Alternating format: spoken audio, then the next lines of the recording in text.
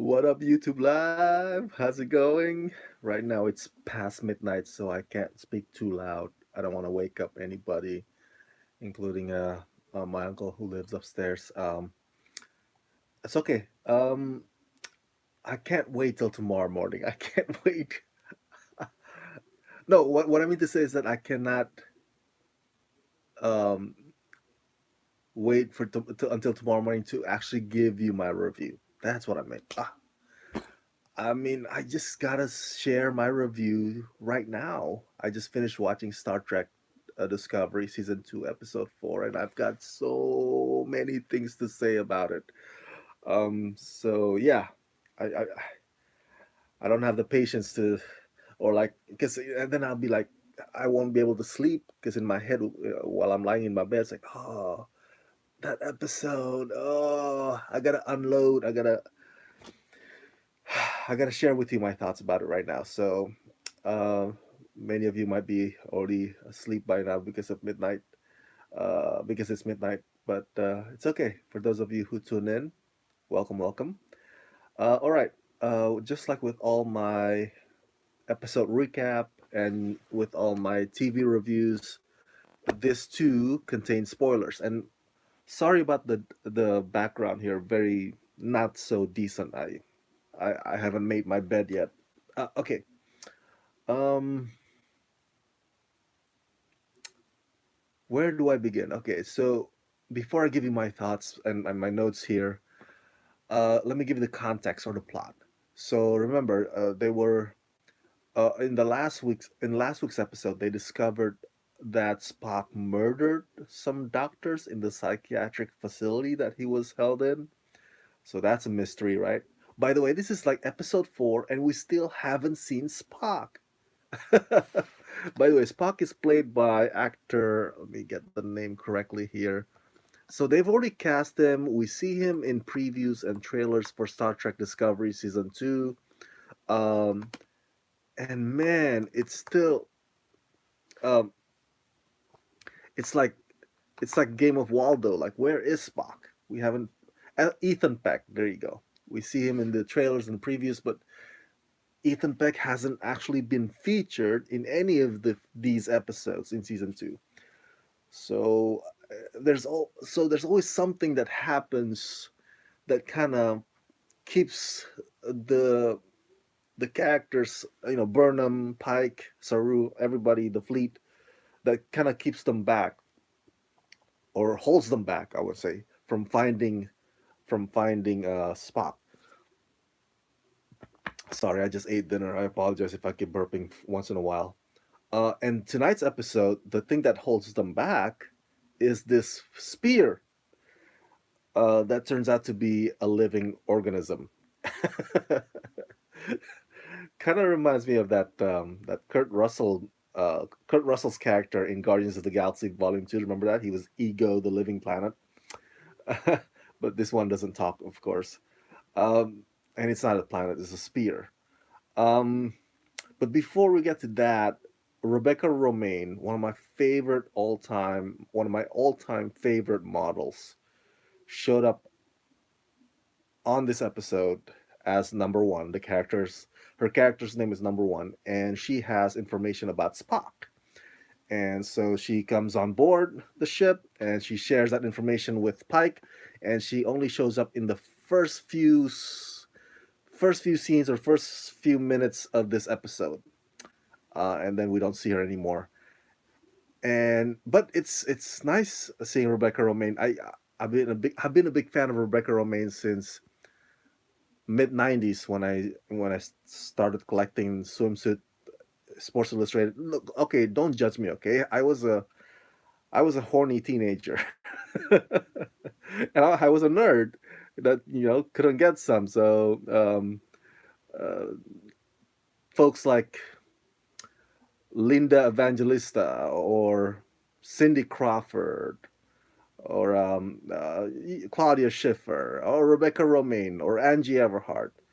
Um, they're among some of my fantasies growing up as a horny teenage nerd. Um, I still have that Sports Illustrated swimsuit edition 1999 cover, I believe, with her on the cover. But anyway, I'm going on a tangent here. So it's good to see Rebecca Romaine again. And I interviewed Rebecca Romaine, I think, yeah, I interviewed her last year. I interviewed her at Comic Con. Um, so go watch my video interview with Rebecca Romaine right here on Rama Screen YouTube channel. So it's good to see her as number one. I don't know if it's a recurring role or it's just a one-off guest appearance kind of thing, but it's still cool. Um, okay, so the again, let's cover the spear or sphere. How do I correctly pronounce it? Sphere. Um, it causes virus on the ship. All right, I'm giving you the plot. I'm not giving you my thought yet. It causes a virus, and virus messes with their universal translator. And so Saru is the guy who can fix the universal translator, but Saru himself is sick. And what you think at first to be, like just a harmless influenza, turns out nope, it's not the flu. It's not like he's having cold. Um, the sphere triggers something that or triggers this condition that is terminal for Saru's kind. And Saru is, let me get the correct, Kelpian. Kelpian is the species. If you saw one of the short treks back in the fall season, or I think November, December, you would see the beginning of Saru, the origin of Saru. You would see his sister that he leaves behind the moment he decides to go on board the ship by Captain Philippa Georgia. So that's kind of like the short prequel or his backstory. And the species Keltian, um, they live pretty much out of faith or under fear. Whereas Saru is like, I wanna look to the stars and learn more, and they have this thing, the ganglia behind their neck, that kind of the ganglias will like pop up whenever they sense threat or impending death. But in this case, the impending death is his own. Um, so he gets really, really sick. Again, the virus basically affects the computer system on the ship, and the sphere itself affects Saru's health condition. Meanwhile, the other arc is this thing with Tilly and Stamets, and guess who's back? Guess who's back? I can never pronounce her last name, but she's a fantastic actress. I think she's a writer too. Tig Notaro, and she comes back as engineer Jet Reno from I think episode this season, episode 2, I believe, or episode 1. We saw her. Episode 1, I want to say. Um, she comes back, and so there's these three characters: Tilly, Stamos, and Reno, and they're trying to figure out the blob, right? Well, Reno is there not necessarily to figure out the blob at first, but then it becomes that, especially after the virus affects the whole computer and communication system. So they get stuck in the engineering room, and then the blob goes out, and the blob attaches itself to onto Tilly. And the rest of the plot for that one is that or Stamets and Reno try to separate the blob from Tilly. But as we see by the end of the episode tonight, um, the blob basically absorbs Tilly again, or Tilly finds herself inside the blob once again. So those are the plots that are happening. By the way, the sphere shows up just right when um, Pike and Burnham have a lock on Spock. So Spock is near the area, and they're like, "Oh crap! The sphere got us like um, uh, pretty much stuck right here, like a fly on the web." That's how they describe it. And the sphere is the spider, and we can't move anywhere. And turns out the sphere, it's revealed that the sphere is this living organism has been around for 100,000 years, and it has collected like millions of information, languages, just a powerful source of knowledge, like an like an encyclopedia. And Discovery uh, gets wind of all that treasure of information from the sphere right before the sphere passes away. And the sphere also does an act of heroic act, I guess you could say, maybe act of mercy.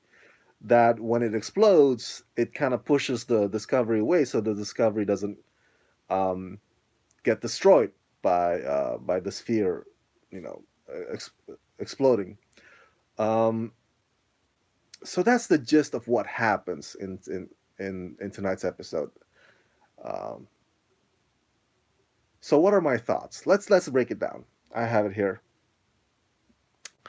I love that whole thing with the different languages. That is so cool. The when they start like talking to each other in like, you know, I, they don't necessarily talk to each other, or they can't understand each other because one character will be speaking French, the other character will be speaking Arabic, and Burnham would be speaking uh, I don't know, Mandarin, and Pike would be speaking Spanish. I It's hilarious. And at one point they even say, "Hey, welcome to the Tower of Babel."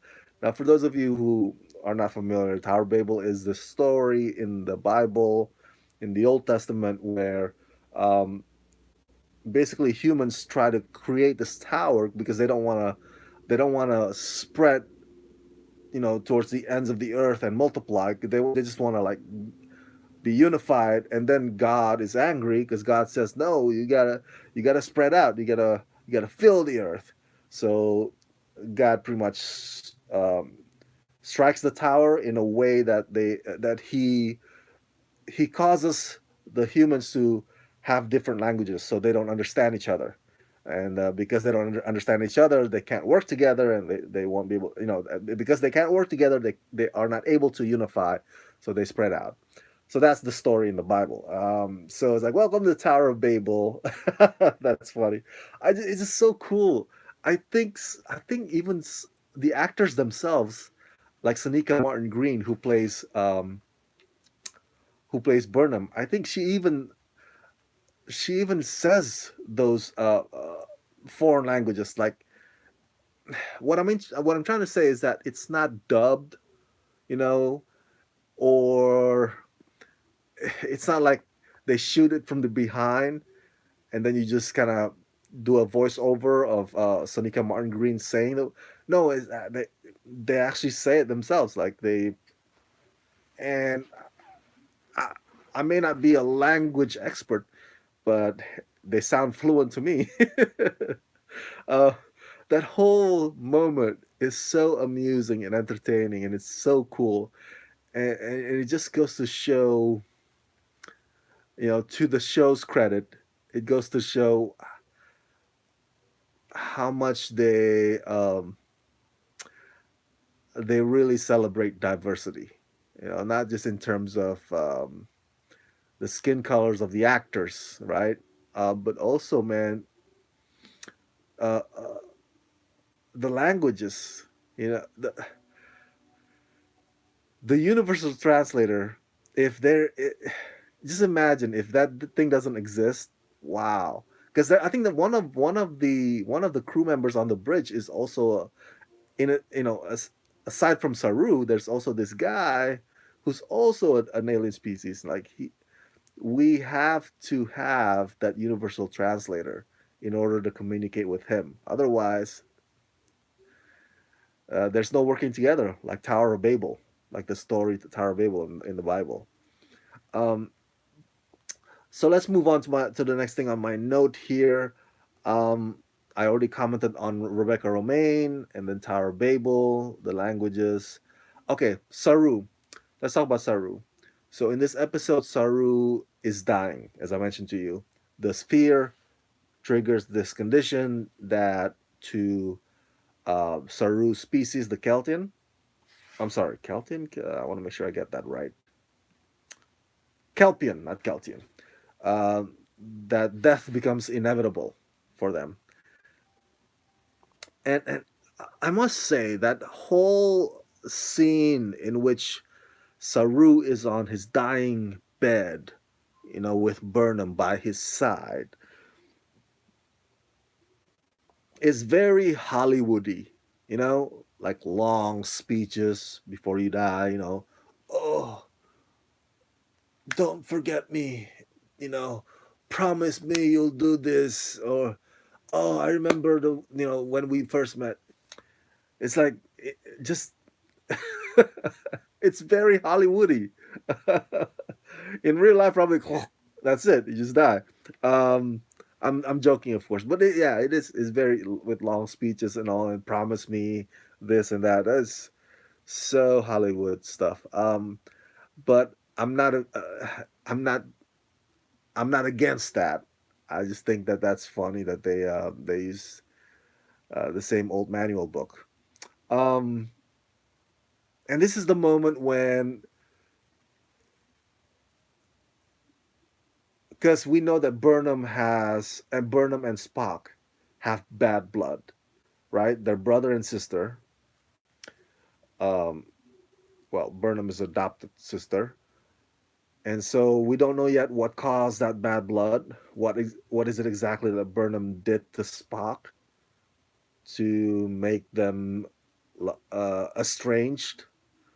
Um, so Saru takes his dying moment as an opportunity to say to Burnham, "Hey, we've been close, right? We become like siblings.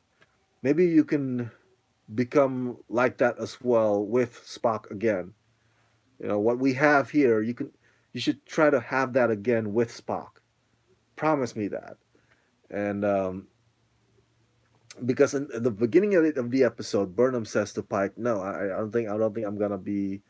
I don't think I want to go on this venture to meet. I don't think I want to meet Spock." She said, and when she said that in the beginning of the episode, I kind of understand. I totally understand. I was on her side because if you want Spock to explain to you the whole seven signals and the red angel that remember Spock kind of had that vision long before this fleet or the Federation um, discovered them. Before they encountered the seven signals and the red angel, Spock already knew that years before. Um, so I was on the side of Burnham when Burnham says, "I don't think it's good for me to meet Spock. You should do it, Pike." I was on the side of Burnham because if you want Spock to help you with those mysteries, those seven signal mysteries, right, and the Red Angel, it's it's best to have him be a willing participant and not be distracted by past animosities. If Burnham's around, who knows? Maybe Spock would shut down, or maybe Spock would not share what he knows, or only gives little than what he lets on. Um, we never know. We never know. I was like, but if Burnham's not around, maybe Spock would be more willing to open up to Pike and all the guys. So I was totally on Burnham's side on that one. By the end of the episode, though, after Burnham has that talk with Saru, Burnham changes her mind and says to Pike, "You know what? I need to mend my relationship with my brother. So I'm gonna definitely try to meet him instead of running away."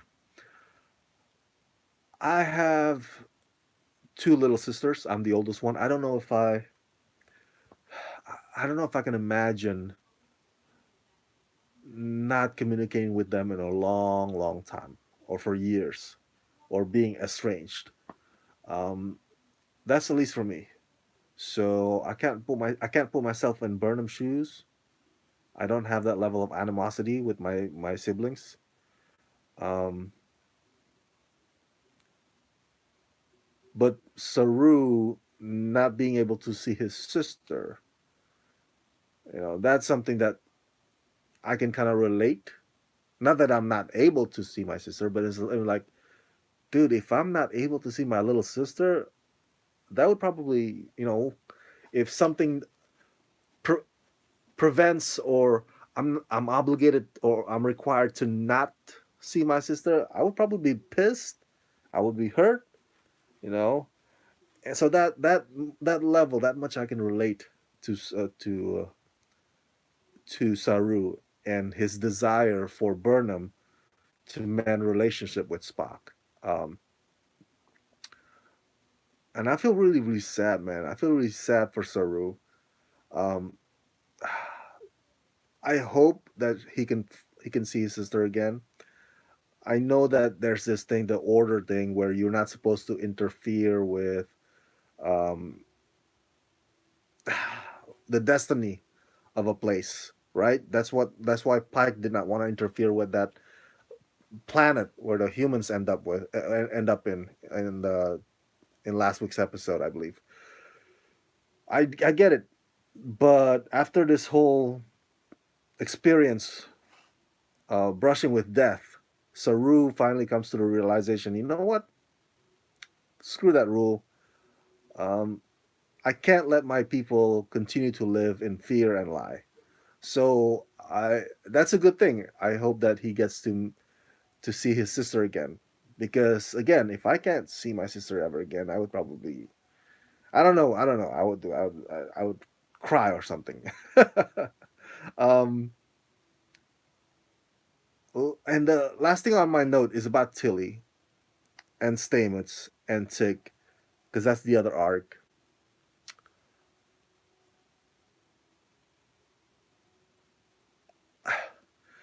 Tig Tig's character, Jen Reno, um, she is snarky as hell. Now, Captain Philippa Georgia is snarky, but there's something different about Reno's snarkiness.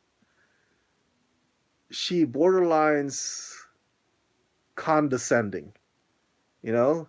She doesn't just criticize or be sarcastic, but she really intends on putting you down with her words. Uh, but that is what makes her so appealing. And again, we discussed the themes of siblings, Saru and Burnham and Spock, and in this case, it's Stamets and Tilly. Um, and Stamets in this season, I sense that he is much warmer and much more personable than the previous season, or episode 1 of season 2. Because remember, when in episode 1 season 2, I think he mentioned to Tilly, like, something along the lines of, "Hey Tilly, you should try to speak less instead of talking too much." I'm paraphrasing, of course. But episode 2, 3, 4, now you see Stamets kind of caring more and more for Tilly. Like in tonight's episode, um, Tilly shares about how she was not a good friend to, what's her name, the imaginary Mace. I think that's her name, right? Mace. And like, I don't even know that she died. She was so good to me when we were kids, but I was not good to her. At least not in the same way that she was good to me. And so Tilly is sharing that to Stamets, and Stamets he could have chosen to just walk away, or like pretended not to care. I don't know, but no, Stamets listens. Stamets actually stands and actually genuinely listens. I think I may be reading too much into this, but I think there is also a siblings kind of type relationship going on between Stamets and Tilly. I don't know which one's going to be the older and which one's the younger, but it it it it, it shows in tonight's episode that Stamets cares about Tilly's safety, not just in a collegial way because they're coworkers, but in a siblings kind of way, and that's really really endearing, and it brings all the feels like you just want to say "aw, aw," so heartfelt and thoughtful, and all that gushy mushy lovey-dovey stuff.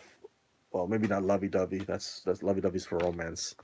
But anyway, that's also that juxtaposes that with the whole thing with Burnham and Spock and Saru and Spock. It just makes for a very very um, heartwarming episode. Um, and last thing I want to say this before I go to bed. Tonight's episode also is about communication, right? Um, they discover that the sphere wants to talk to them, wants to send them a message. And, just at the moment when Pike is about to like attack the sphere, Burnham and Saru's like, no, no, no, no, no, no, no, no. It's sending us a message. It's sending us, it wants to bestow wisdom and knowledge on us before it passes. And then on the other end, we see also Stamets um, trying to talk to the spores, this maze, trying to listen at least. And we discover that Mace apparently, blames the spore jumps on the whole thing. So, but before that, before they figure out about let's talk to them, they were so hostile, right? And then they figure out, oh, they're just trying to communicate, or like, oh, we should try to communicate, you know. And that's the lesson of it all, man. That's the lesson. It ties into that whole siblings themes that I mentioned to you. Um, communication is key, and I love how the writers embed that in this whole story in this episode. Um, and these are explorers, these are scientists. I know they're also slash soldiers too. I guess they could go into war or retaliate if they want to, but first and foremost, they're scientists and explorers. So I just the lesson that we can take away from this episode is so deep and profound in that if we, because we as humans, right? We as humans, when we don't understand something, our first reaction usually is to be fearful of it, to think of it as some kind of hostile or a threat, instead of first trying to understand it or trying to listen to what it's trying to say. Maybe we should do more communicating as a society, as individuals, because maybe then we could be better people. And we don't have to be scientists and explorers, but we can be good communicators and good listeners to each other. And man, I just like it just I know to some of you this is probably like basic elementary stuff, but we could totally use more and more of this whole communication skills in the real world, because there's not enough of that. It's all yelling out there and the divisiveness, right? The divisive. Everybody's like, no, listen to me. No, you listen to me. Like, and there's no sharing of knowledge. There's no sharing of time and sharing um, wisdom. You know, or it's so cool how each episode in this Star Trek Discovery is full of themes that just are relevant to our lives in our society today. Just like that last week's episode when Pike, you know, he knows when to intervene and when not to intervene. Um, Putting that order, law aside, that says that you can't interfere with a planet's destiny. Pike already has that wisdom as a leader, and man, that really mirrors what we're going through right now as a country here in America, and our government, always meddles in other people's business. And now with this, the whole communication thing. Oh man, so deep, so good, so good. Such a great show, man. Such a great show. So cinematic, so immersive, and so pulse pounding. There's things going on every episode that are more than just about relational stuff. And even though I'm still really, really ticked off that we still haven't seen Spock yet, the silver lining of it all is that while they are slowly, steadily moving towards Spock, we get stories like this that just move you, man. Move you. All right. So that's my long rant, and I'm really, really super tired, and I apologize that I went longer than necessary. Maybe because I'm feeling very sleepy and my eyes are like, but I did not want to wait all the way till the morning just to share you this review of mine. So thank you for tuning in, and if you are asleep, thank you for watching this in the morning. This is my special live stream review of Star Trek Discovery Season 2, Episode 4, airing February 7th, and the title is An Obol for Charon. Uh, Share your thoughts in the comment section below. And as always, press that like button, subscribe to my channel, ring that bell so you can get notified whenever I post new videos. And if you can help support my channel, please do so at patreon.com/ramascreen. That's patreon